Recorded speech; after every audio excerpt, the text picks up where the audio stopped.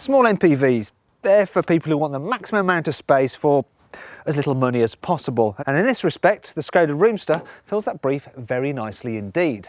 For instance, the boot, it's big enough for most family stuff there. Have a look at that. Plus, you get these handy straps, which you can use to stop your shopping rolling about all over the place. And there's even some extra cubbies up there for your window lean.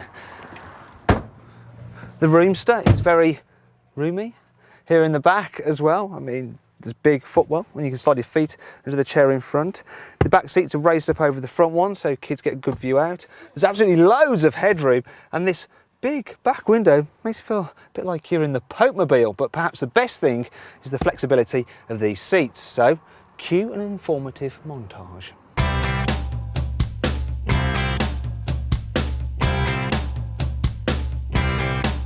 Did that explain things? Good, right, because we need to talk about practicality here in the front. There's lots of adjustment in the driving position, so you should be able to get comfy, no bother at all, and all the controls are logically laid out. As for useful cubbies, well, shall we have another montage?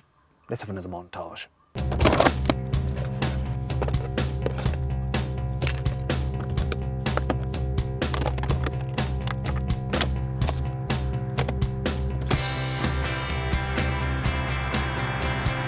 If you buy a Roomster, there's a very good chance you're going to use it for ferrying your kids about around town. And the good news is that the steering's nice and light, plus it's got a superbly tight turning circle, which makes manoeuvres very, very easy. And of course, it helps when parking the car as well.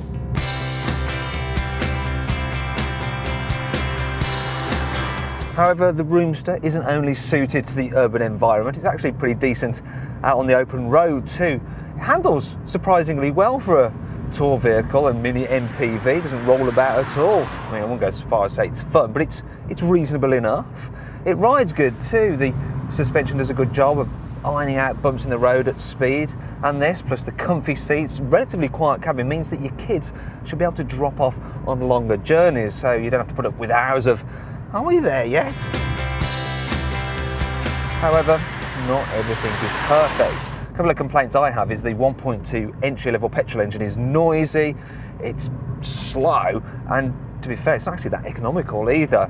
The gear shift, it's a bit notchy and feels like it's almost been lifted from a tractor. The interior design, well, it's all a little bit bland, and these fat A-pillars create a bit of a blind spot when you're pulling out at junctions. Also, this weird design detailing here on the window does make it feel a little bit claustrophobic in the front.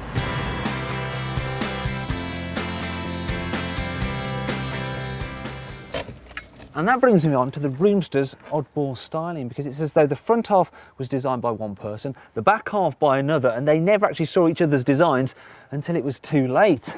Another problem is that this car isn't great for carrying 3 people in the back regularly, because the central seat is just so narrow and thin that not even Kate Moss could get comfy. And then there's the mean equipment list, because entry-level cars don't even get air conditioning.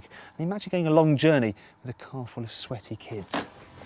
But when you consider the amount of interior space you get for your money and the fact that it's cheap to run, the Skoda Roomster represents great value.